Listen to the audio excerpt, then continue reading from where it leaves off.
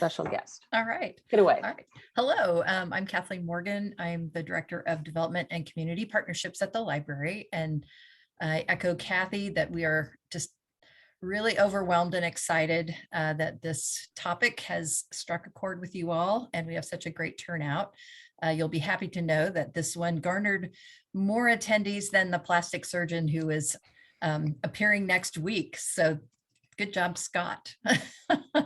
Anyway, I'm here to introduce Scott Morgan, who is someone who is near and dear to my heart. We happen to live together and be married, which is always a fun time when it comes to Scott Morgan. He has law and journalism degrees at KU, but he developed his tech skills running a small statistical reference book publishing company, which we ran together for about 15 years, that was based out of East Lawrence. So in 2018, we decided to get hip to the groove like our children and attempt to cut the cord of our for cable TV and try the streaming option. And we discovered that it is a process, I guess, just as a caveat to the presentation today. It's an excellent presentation, but it is a lot of information, which is why we're going to send you the video. So, you know, you won't become an expert in this overnight, but I think over time, as you get more and more information, it becomes a lot more manageable. So with that, I'm going to ask Scott to share his screen, and he'll give his presentation first, and then we'll address your questions at the end. All right. Well, thank you, Kathleen. That was a very, very touching introduction there. I feel I'm just sort of teary-eyed, so I'll try to pull myself back together here so we can get on. Let me bring up this swell PowerPoint slide that I have put together. And then I've got to go to this. All right. And I got to move that because that's covering. There we go. Okay, now I can see what I need to see. Welcome. Cord cutting is easy. I am doing this because Kathleen told me I had to. I'm pretty darn excited about it. I really am, because I do enjoy talking about it. It's just sort of a strange thing to put together and try to figure out what is just too many details for some people and not enough for another. When you're doing a group, I have found through the years, when you go to explain cutting the cord, some people want it extremely simple and others want more detail. This tries to be a little bit of both. I'm not really good at PowerPoint. I don't like clip art, but I found some. A lot of it came in the template, and we'll point those out because I'm really proud of the clip art that's in this thing. I think the main thing when it comes to cutting the cord is keeping it simple. It's just about choosing what you want on TV. You can't break anything. It's just month to month. Everything's fixable. It's just figuring out what options you want to do. So let's go ahead and get into it. Like I said, I'm not really big on clip or PowerPoint, but you are supposed to have an agenda, I read, and I think that's a good idea. I have an 8-point agenda. Admittedly, one of the points has 6 subcategories, but I count still it's 8. And I'll do a brief overview of today's TV viewing and what is meant by cord cutting. We'll figure out what you watch before you cut, help you with that, help you figure out what you want to watch after you cut, and then determine the hardware that you already have. And a note here, all of this is assuming that you have Wi-Fi. If you don't have Wi-Fi or and internet in general, I'm not sure how you're watching this, but if you don't, that's beyond the scope of this thing. I'm assuming you have Wi-Fi already. The 5th item is we'll see if your internet and your TV are ready to cut the cord. And then I'll put together, I have one option that I put together that's just one slide that is the simplest way, I think, to cut the cord when people want just what's a basic way I can do it. And for those of you whose eyes are already starting to glaze over, look forward to that part. 7 is where I break it down into the different types of content and how I categorize that. And then if you make it all the way through, you get certified by me, because I'm a tech dude, I can do this, as Boss TV Cord Cutting Cool Person. And that's a highly sought after certification. And you get to it, but you got to make it all the way through and be awake for most of it. The two page resource guide that they mentioned beforehand is actually something I would love to have had um, when I got into this. It's free, which is really, you're getting what you paid for it. It's kind of like a library card catalog, only different. It's just a list of the things I mentioned today, both physical hardware and streaming services, their cost. Um, Kind of has them in the categories that I use today. It's just links, so you can go to their websites if you want more information. It can make you bored as heck, or it can be exactly what you're looking for. I'm sure there are mistakes in it and omissions, as there are in this PowerPoint. I think you pretty well just have to deal with that because I did the best I could. So number one, and first off, please note the clip art. That couple will appear throughout. I think they're very happy. I think they add a lot of charm to it. I don't know what they're doing, and they have nothing to do with TV, but I like them. So the first thing is a brief overview of today's TV viewing and what is meant by cord cutting. I have an obligatory word of caution. The lawyer in me says, please do not physically cut a cable. I know we call it cord cutting. Don't cut any cords. I know most of you know it, but neither the library nor I can be held responsible if you choose to do something that's silly. This is just a phrase, not an actual instruction. So TV content delivery. Just think, this helps you kind of break it down what you're trying to do. First, shows, and that's showing my age, I'm calling it shows, came over the air through an antenna, just 3 channels, 4 channels, whatever you had, whatever they sent out is what you got. That was how your content was delivered. Then shows came through a cable run into our house. Suddenly we had to switch how we did it. We weren't getting up and switching the channel around. You had this amazing number of channels. You had to figure out a whole new menu. It was confusing, but it was an amazing improvement in terms of what we could get.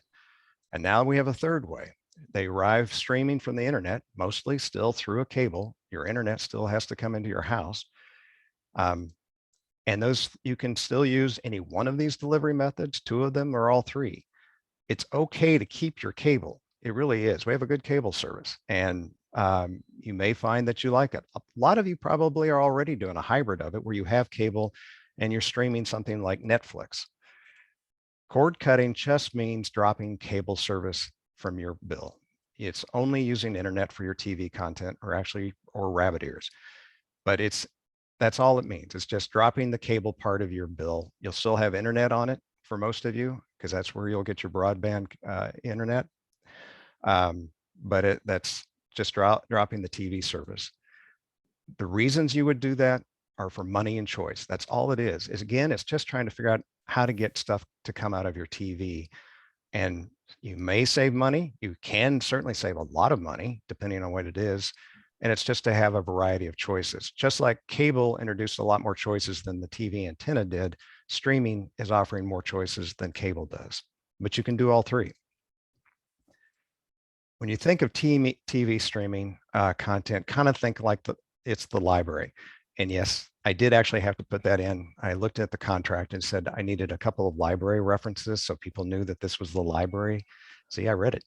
But it actually is true. It's if you think of it, if you weren't familiar with the library, if you didn't have those friendly librarians there to help you, if they didn't have it organized by history, by children's, by biography, fiction, you would just walk in, there would be so much content, but you wouldn't know where to start. And that's kind of what streaming can be when you first start looking at it. Is there are no friendly librarians helping you. It's just all out there, and you get confused as to what's what, and then they change names on you. It can be overwhelming. Cable was easier because someone else makes the choices for you. If they just throw it at you, you didn't end up watching most of it. You didn't even know what a lot of it was, but you didn't have to make a choice other than picking the stations you liked and you knew it was there. But cable kept adding channels because it wanted to keep everybody happy. They're trying to do a one size fits all because some people wanted some things, some wanted another. So it just kept getting more bloated, and the cost kept going up, especially because of sports, frankly. But for a lot of reasons, it keeps getting bigger. Streaming lets you make the choices on a monthly basis. And I want to emphasize that again. You're only making a choice for a month. It's month to month is what you pay. I mean, there are things where you can pay for a year and get a slightly better deal, but the vast majority, you can cancel at any time and restart it at any time. It's like checking a book out of a library, only you're paying for it, but you have to, you can take one, take it back. So it's just adding choices and rethinking how you pick what you have available to you. It is great, but it can be overwhelming. Does it have to be hard? I do actually get asked that question, and I say yes, it does, because that's why you get to have things like me doing this. No, it doesn't have to be hard. It's just you really need to just calm down and stop worrying about screwing it up, because it is just TV. The technology is pretty simple, and it really is, because most of you already have the technology that you need. You may need to add one little bit of technology in terms of a streaming stick or box, and I'll talk about all of this, but it's really pretty simple. And so don't let the technology, it's more the choices. That's what overwhelmed me.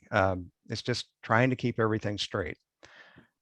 So I started thinking of things in 6 boxes of content. Now, this is another PowerPoint thing where you're supposed to have numbers and like 6 messages of happiness or 6 means to success. Well, I have 6 boxes of content. So with the drum roll, let's get into those boxes.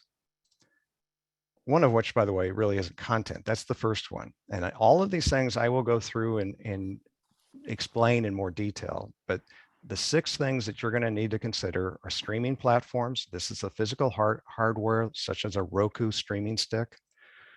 Large streaming bundles. That's the thing that essentially replicates cable. YouTube TV is an example of that. Smaller streaming bundles, such as Sling. Then on-demand premium streaming services, such as Netflix. And then alternative free streaming services. Canopy through the library is one of them. This is where it gets kind of overwhelming because there are hundreds of those. And then over-the-air antenna options like a rabbit ears. So those are the 6 ways I categorize the choices that you're going to need to make. And it will make more sense as we go forward.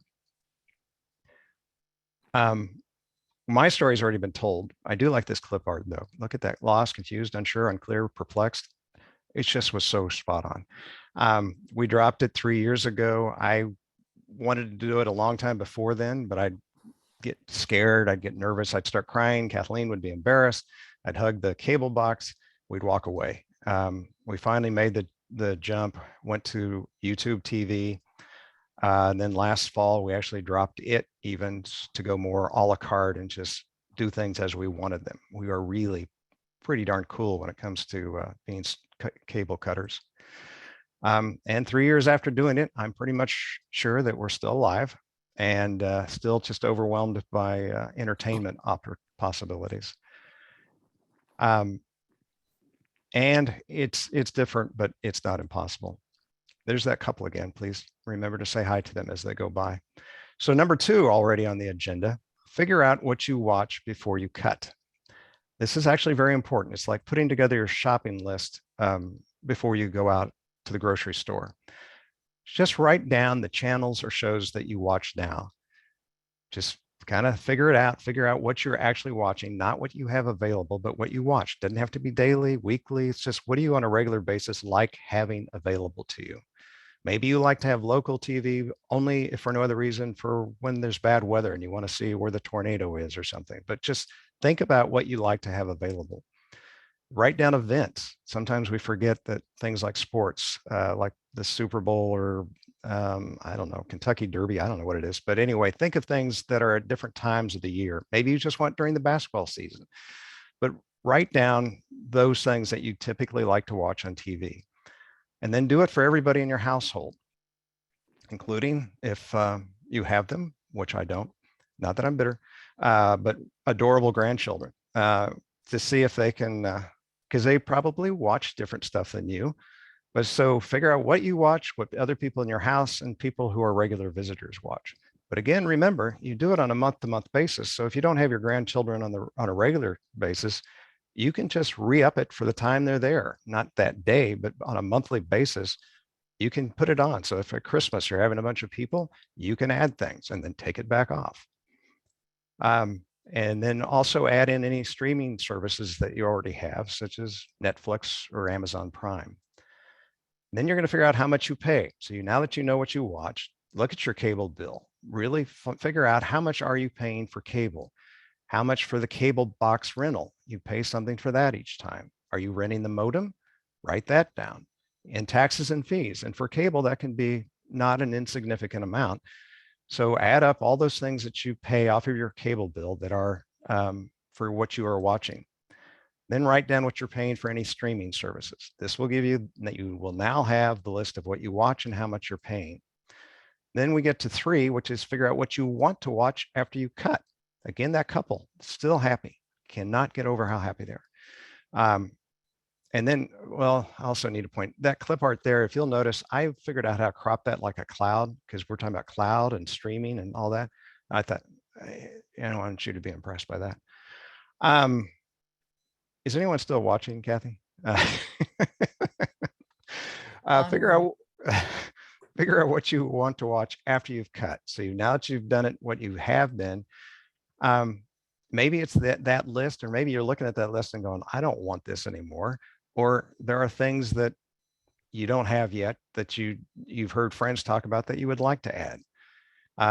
It's all about content and price. So you've got to get your act organized beforehand of knowing what you want going forward. You prioritize that list. So if the price is higher than you want after you put together all the pieces, then you can start knocking some of them off. Figure out what you're willing to pay, not what you want to pay, but what you're willing to pay. And then that's what determines the choices that you have going forward. So now that we've kind of gotten ourselves ready to try content-wise, we have one more thing to do before we go look at what's on the shelves, and that's determine the hardware you already have. And actually, in this case, that clip art I took, so I get rights for that one. But this is where we look at your modem, your router, your TV, and make sure it's what you need for going forward.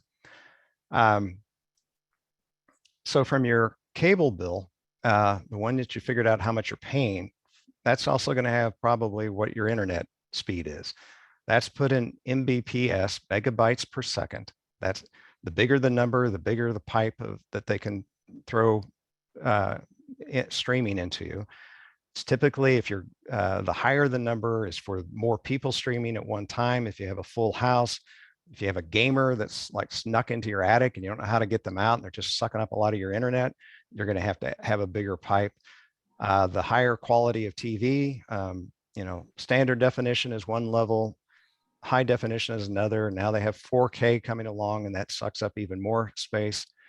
But your internet right now is probably 50 or 100 megabytes per second. It may be 200, maybe 500, or it may be 1 gigabyte, 1 GB. That's 1,000 megabytes. That's the fastest I think you can get locally. Then I want you to write down your Wi-Fi name and password. Now, the clever ones among you may already know it, but the less than clever may need help, but you need to have that. You need it for your phone. You need it for a laptop. So make sure you have it ready, because you're going to need it when you, if you add a streaming platform to your TV. How old is your modem? Are you renting? Editorials, please say no. But anyway, are you renting? How old is it? Just a rough guess. How old is your router? And yes, I will get into what a modem and a router look like. How old is your TV, or all of the TVs that you want connected? And then how old are you? And of course, I'm just kidding on that one, but I just had so many how olds that when I'm making my PowerPoint, I thought that was clever. So now we're going to have a pop quiz. So everybody get ready. I know I didn't tell you there'd be a test, but there is. I want you to tell me which one's your modem, which one's your router, and which is something else, because, and yours may and will look different, but they're just generally going to be, conceptually, you ought to be able to tell the difference. So with that, everybody ready? You don't want to be wrong. Which one's your modem? Right. Everybody guessed that one. I could tell. I can't actually see you, so I have no idea. But the modem, they all look pretty much like that. There are some exceptions, but they're usually kind of tall, skinny, with blinky lights that don't mean anything to anybody other than some people who claim that it means something. That's what the internet physically coming into your house goes into, and then that sends it back out to other things. One of which one's the router? Yes. A router those look completely different, or look different from house to house. So people have different routers. Some don't have the really cool external antennae like that. They should, but because you get better service. But they can. There's just something. They're usually sitting, hanging out with your modem. That's your router. It is, wait for it, that which routes your internet throughout the house, either through blue cables like those blue ones behind it, or through the antenna, whether it's internal or external throughout your house. Together, the modem and the router, they make your Wi-Fi. And so we have our modem, we have our router. The Wi-Fi is that just what those two together can produce for you.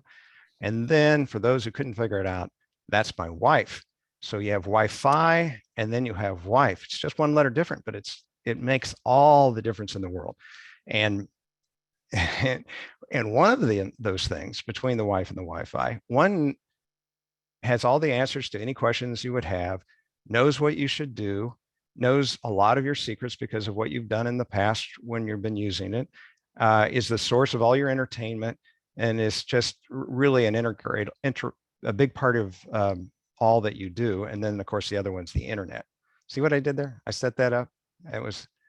I really like that. That is a picture of my wife. I think that's her high school graduation picture. I don't know. I think it may be earlier than that.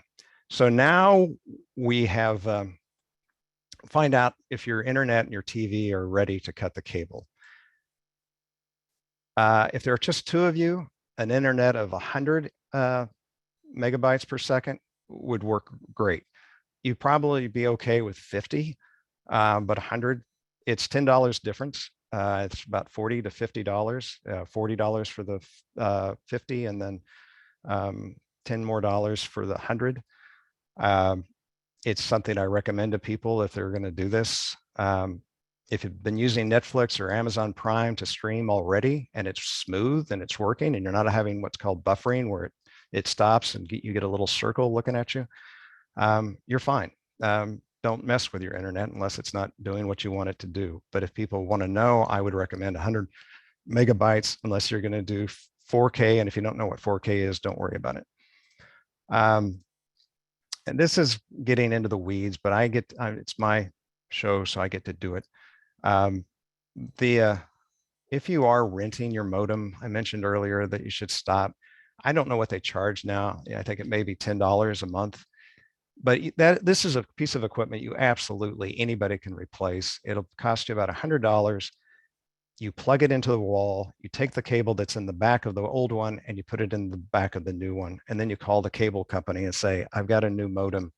And then they do some electronic talking to it and it's registered and you go forward. It pays for itself within how many ever months divided by whatever they charge. You do need that one specification of the DOCSIS 3.1, but any new modem is probably going to be that, but it would be listed on the box or in the description. And I know that's in the weeds and I apologize to everybody, but it's a personal thing. You can get it one that's combined. That's one piece of equipment. That's a modem and a router. If it's working, great. It's usually better if they're two separate ones because they're specialized and they do their job better. If your router is more than 5 years old or you think it might be, consider a new one. Again, though, if your internet's working, don't sweat it. But the router is often the biggest problem for a home Wi-Fi. Either its placement, it's not where the house can reach it because of walls or concrete or something in between, or just because it's not new and they do get faster. They have faster chips in them. They have better antennae. But it is a little more difficult to replace. I mean, I can do it, but I'm tech dude. I should say though, I know like Best Buy will charge $100 to install a router. Actually, it's $100 to set up your entire Wi-Fi. So I'm sure it's less than, or at least no more than $100 if you want to have them put a new router in. Again, if it's working, don't worry about it. If your TV is 2015 or newer, it's a smart TV, you'll be fine. Even if it's an older one, I've got an older one that I use that doesn't have Wi-Fi capabilities, but it works really well because I have a streaming stick in it but it does need an HDMI input, and I'll talk about that later. Now whoa, oh, it always does that. There we go. This is where we get to the previous, or to that, the simplest way to cut the cord. I do have this raccoon that I find is good clip art, because I saw that it really grabbed my attention. I couldn't tell if it had been impaled, which is troubling, or if it was chilling. I wouldn't have used it if I thought it was impaled, but I think it's chilling.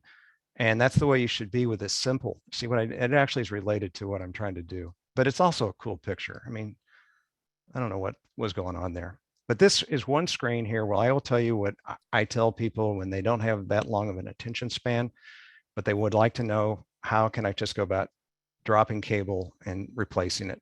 It will cost you about $40 one time for each TV to buy this streaming stick, and then about $70 a month after that. And what you do is you buy a Roku streaming stick. There are other options. For each TV, a decent one costs about $40. You can spend a lot more on those things, but you'd be fine with a $40 one. You set that up, and I know that makes you a little nervous, but Roku and others like it are designed to make money off of people who hate technology, and they have very good instructions and very good videos to do it. You need a phone or a laptop to do it, but it really is designed for people who are technologically cautious. So you can do it. You'll set it up. You'll get a new desktop on your television. You'll find the YouTube TV app. You'll subscribe to it for $65 a month. It's $70 with tax.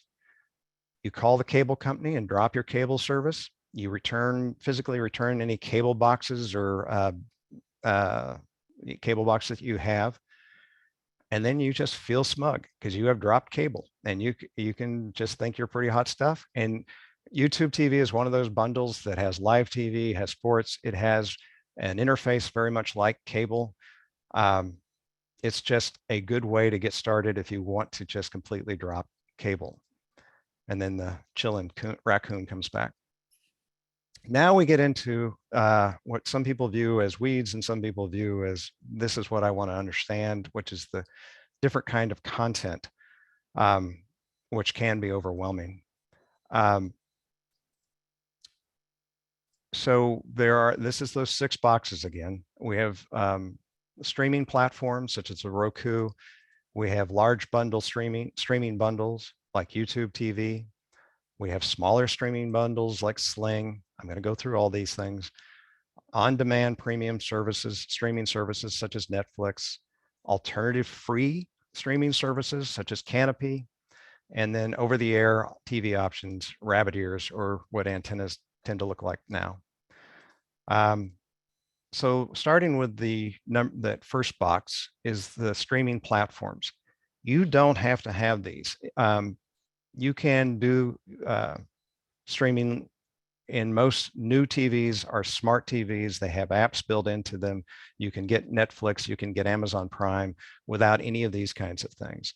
But Roku, Chromecast, Google TV, not just Chromecast, that's a thing that's been around for a while that has one purpose. But if you want it for streaming that we're talking about here, you need a Google TV added onto it. So there's Roku, Google TV, Amazon Fire, Apple TV, then there's NVIDIA and TiVo, and even gaming consoles that you can use. Those first 4 are the main ones that people would use.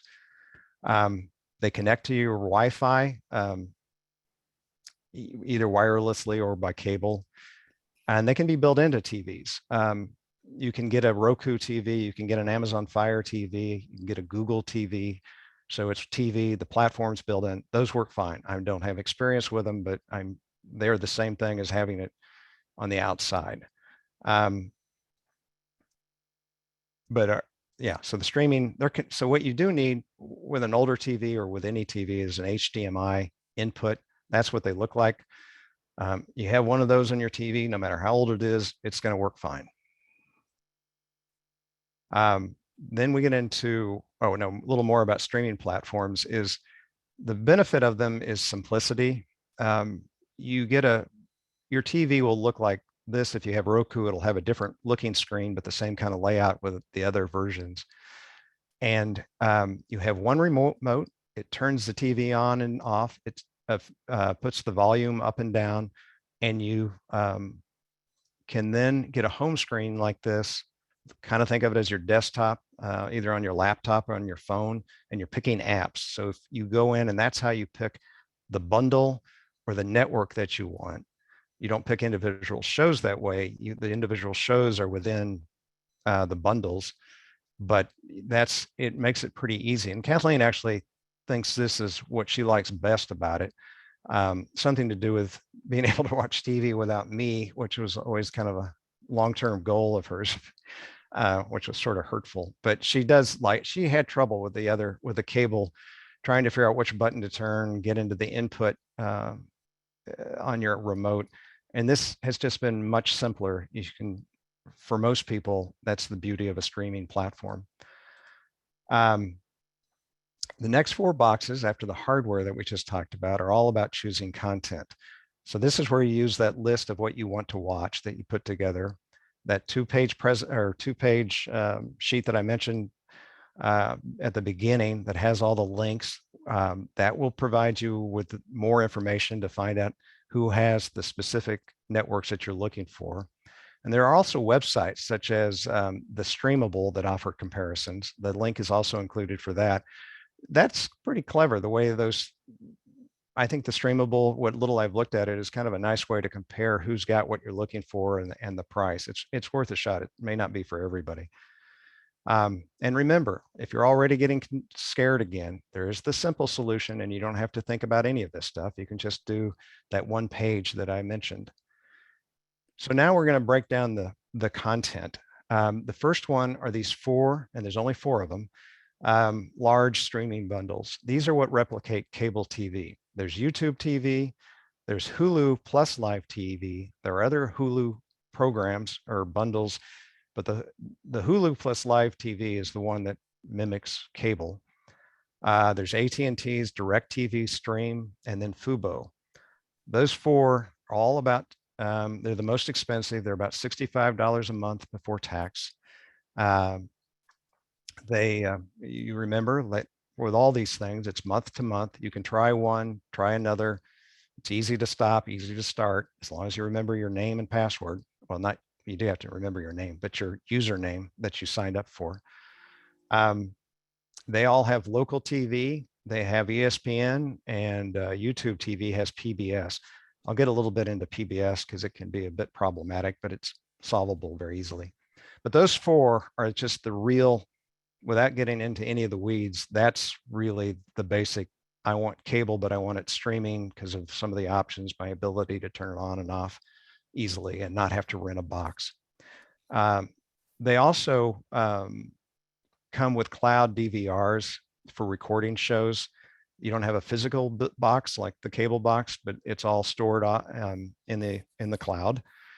And they also have limited number of simultaneous streams. So usually at least 2, sometimes 5. That, again, that resource sheet lists how many streams they allow. But that's just how many people can watch on different platform, like somebody on the laptop, somebody on a TV, somebody on another TV in the same household. There are limits, and that's included in that. Then you get into the smaller streaming bundles. There are only 2 of those, although one of them has 2 options. Sling has Sling Orange and Sling Blue. That always sounds like Thing 1 and Thing 2. I'm not sure how they came up with that one, but they're cheaper, about $25 for Philo, I think is what it is. They have fewer channels. They don't have local TV. Sling Orange does have ESPN, but otherwise they don't really have sports. It's more if you're looking for some other kind of entertainment. That's a great way to save a lot of money, actually, from cable, because you're not having to pay for things that you're not wanting to watch. A lot of the channels you can't get separately. You have to get them in bundles. And some of them have developed their own app, but many of them are still like a HGTV. And actually, I haven't checked recently. Maybe they have an app, but things like that are usually part of either one of those 4 larger bundles or these 2 smaller ones. Then you have the on-demand premium streaming services, and this is Netflix, Prime, Disney Plus, ESPN Plus. These are ones people are more familiar with.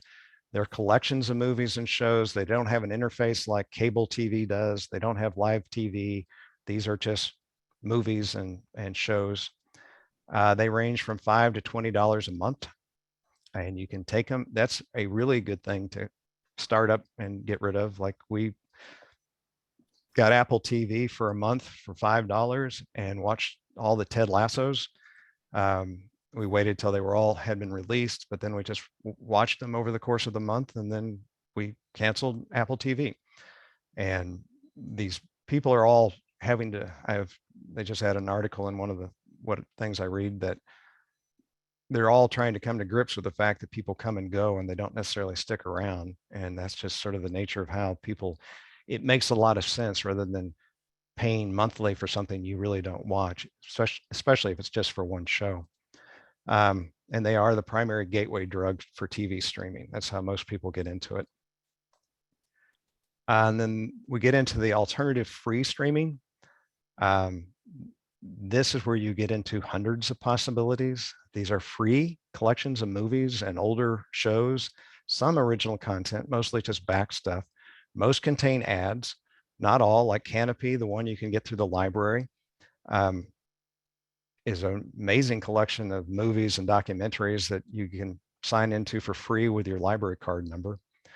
I also wanted to mention YouTube, because people get confused between YouTube and YouTube TV, both owned by Google, but YouTube is what it's always been, where you look up videos on how to fix your drain or change a light in your car or go down a rabbit hole into the QAnon. I don't know. I mean, you can do all sorts of things on YouTube, but that's still it. It's different than YouTube TV. And then there's just a ton more things out there. And then the last box was this over the air. I'll get into a little more detail here, but it's just with having an antenna, you just plug it into your TV. If it works, it's tremendous. Because it's HD quality now with new antenna, and they have more than one channel per TV station, but it can be hard in Lawrence. And I will get into that here in a second. And then I think I just have three things I wanted to point out that can be kind of problem areas, but are very solvable. PBS, sports in general, and then this live TV. PBS isn't hard to get, but you have to look for it. Of the large bundles, those four that I talked to initially, in our area, only YouTube TV has the PBS stations. It's not on all those packages, but PBS Passport makes it easy. For $60 a year donation, $5 a month to any of the local PBS stations, you become a member of and you have access to PBS Passport. You can sign on to it. It's just another app on your desktop, and it gives you access to all the content of PBS. Sometimes people are looking for it and can't figure out, are worried they're not going to get PBS, but it's easy to get it that way. ESPN is easy to get. It's just expensive. That's why you have to get in these large boxes or large bundles. The cheapest one, it has to be part of a bundle. You can't buy it separately. The cheapest is Sling Orange, which for $35 a month, you can get ESPN, but that's the cheapest way you're going to get ESPN. And that will include ESPN2. Well, I think anyway, they're sister stations of ESPN2, ESPNU, and whatever other ones they have. ESPN Plus is different. It does not include ESPN. It can be bought separately for $7 a month, but doesn't include ESPN. It's pretty confusing. They stuck a plus on it, changed the color, and it's something different. I think several of the KU basketball games this year are on ESPN Plus. So to watch KU basketball, you're going to need both of these things. But the one can be bought separately. The other one has to be part of a bundle. The other part of sports that get to be a problem are the Royals. The MLB has an app that you can watch any home game or any game except for the ones you blacked out, and all of Kansas is blacked out for the Kansas City Royals. For them or the Sporting KC, it's more expensive. They have been part of regional sports networks like Fox Sports Kansas City. They've been bought by Sinclair Media and rolled into something called Bally SPORTS, the gambling folks, which doesn't bode well for it.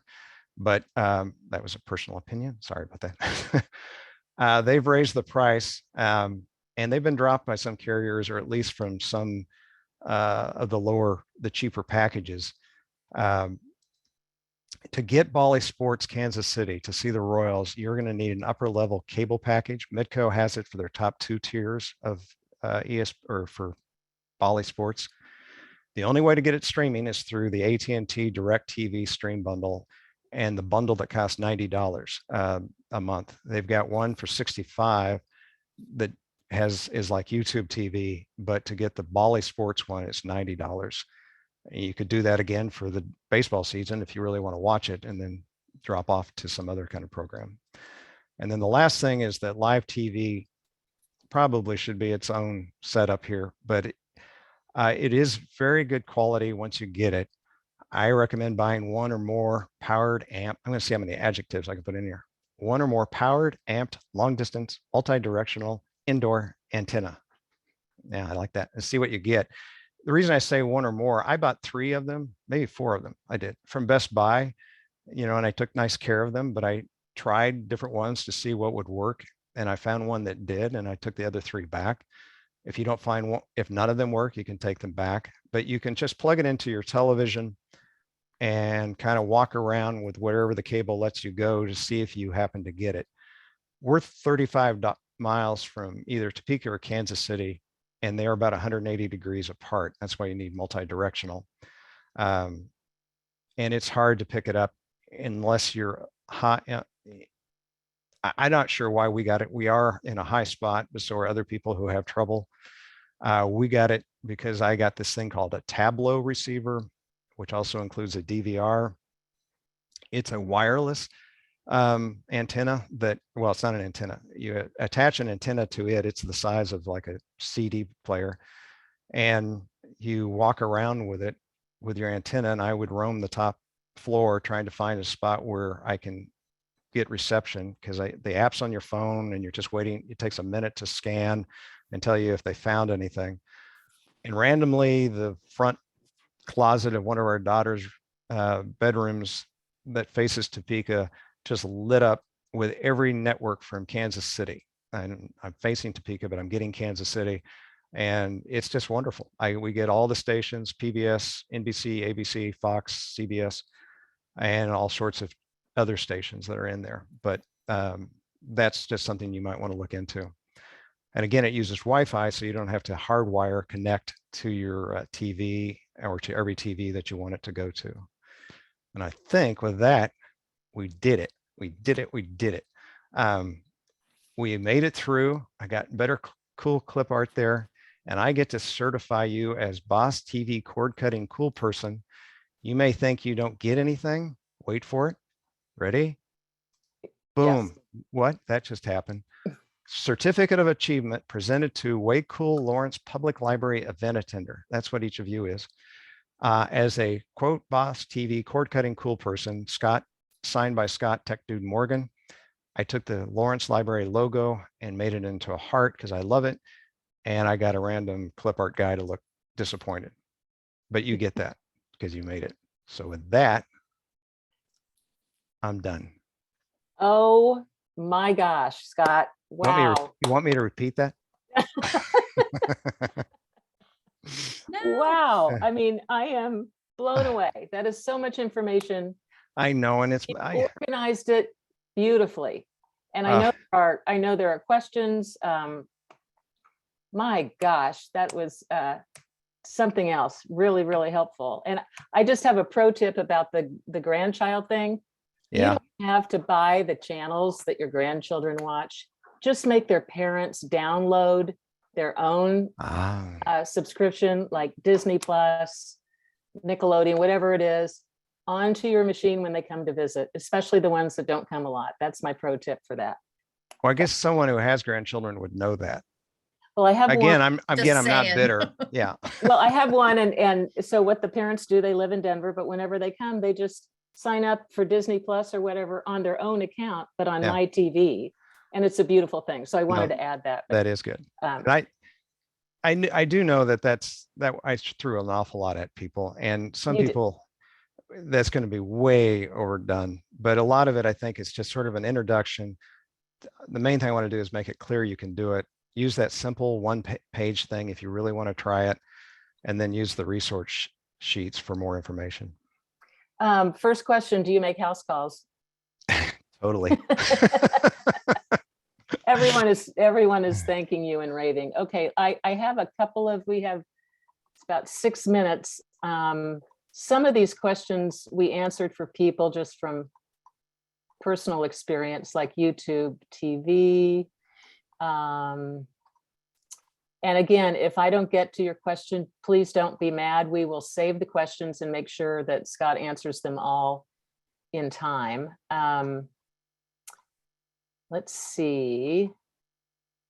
Okay, you addressed that. PBS.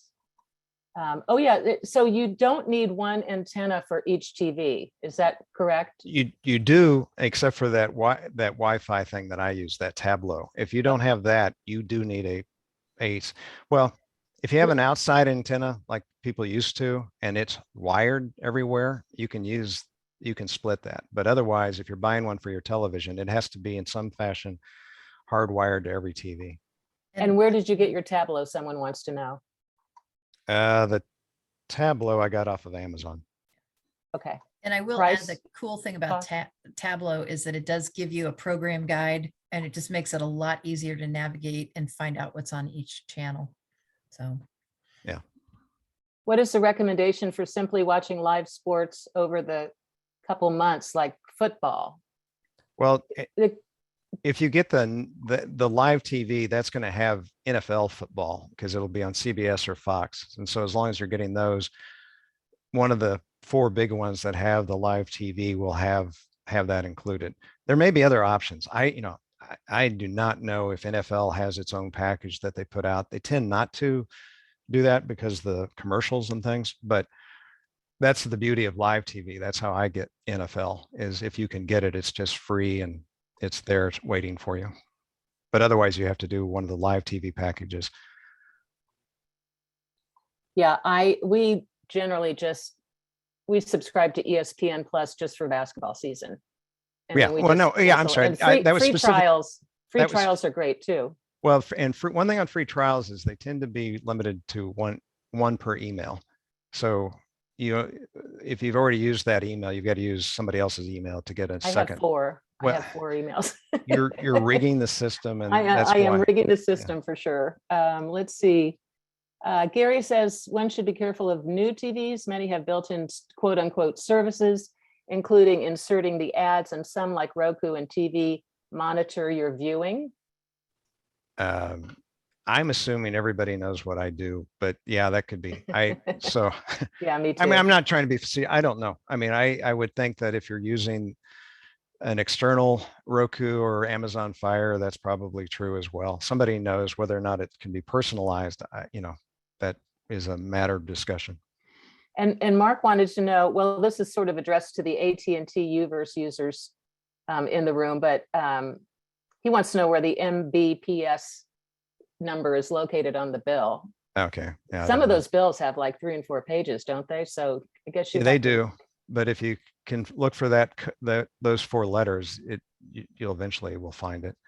And somebody I noticed just asked about streaming services not having commercials. Yeah. The premium ones tend not to. The ones you're paying for, the free ones tend to have commercials. And then if you're on like the Google TV, the cable-like things, you're just picking. It's the same thing you have on cable TV as far as the ads on HGTV or History Channel or whatever. You'll get the same. It's the same thing. So there are ads on those. Okay, and Meredith says, I have an Apple TV app free with an Apple purchase. How do I set the HDMI on my TV to be able to see the programs on the app? It's okay. I'd have to look at the TV. It's probably a smart TV would have an app, have a place where you could already have apps in it. It'll have like Netflix or Amazon or Prime or Apple TV already part of it. but that's where you could do it. The only reason you need the HDMI is if you want to buy one of the external platforms like Apple TV box, but you can put Apple TV on Roku, on Amazon Fire, on any of them as an app. But that's the only reason you would need the HDMI on that TV. Okay, here's one. Do you need a separate modem for a landline phone? Yeah, though I sadly I know this because Mr. Tech Dude actually has a landline, and they finally came out, and we were one of the last people. They've been, well, Midco anyway, they put a separate cable or separate modem for the phone. They call it a phone modem, which is separate. It's still taking the signal through. No, it's not. It's actually, there are different cables running into your house. There's one cable, but then it gets splintered, and one of them is for TV and one of them is for internet. So there is a separate one for phone. Okay. Frank, yes, we're going to mail a link of the recording of this presentation to you tomorrow. It will be up on YouTube, not YouTube TV. And we will send you the link along with Scott's resource guide. That will be sometime tomorrow. I think Paula there's wants to know. oh, go ahead. I was going to say there's a good question from Julie where it says YouTube TV costs about the same as my Midco cable. So what's the advantage of switching? I think that's a really good question. The only thing you need to do is make sure you're including the cost of the cable box rental and the cost of for any extra TVs and the cost of the fees that are added on, the taxes and those things to get your true cost. It still may be pretty darn similar depending on what cable package you have. That $65 is for all TVs in your house. And most of the cable bill is for multiple TVs anymore. It used to be more of a per TV, but it's hard sometimes to do a direct comparison. Yeah, and I guess I'd add that it all depends on, what you like to watch, and very often cable still works well and is most cost effective. So you've got to do your own comparison. You do. It is easier to come and go from something like YouTube TV. You can drop it without having to return a box or do much. It's just online. You cancel the subscription and go away for a while, and then you can start it back up or try another service. So there's more flexibility. Okay, and Nancy says, do subscriptions I get at home go with me as I travel, and can I watch it on my mobile phone? Absolutely. Yeah. Yep. And one more, can I watch MSNBC Live or CNN Live without a cable? Without a cable? No. Well, you could watch it on YouTube TV. Yeah, you can stream. Yeah, it. but that requires, I guess I'm thinking, yeah, without a cable service, I get confused because of the cable internet, but you got to have internet. And yes, you very much can get those things on a number of carriers. Yeah, that bundles. would be on one of those larger streaming, or maybe even the smaller ones like Sling. Yeah. Okay. Well, Scott, you have really. I answered all questions, and I knew everything. I was the man behind the curtain, and it was incredible. You were incredible. I have one more question I'm going to throw at you real fast because it'll be a quick answer. Which brand antenna finally worked for you up in your daughter's closet? I think it was called, I put it in the, it's the one that's listed in the sheet. I think it's a Mohu, M-O-H-U, powered, amped, 60-mile, bi-directional. I think that's where I got all the adjectives.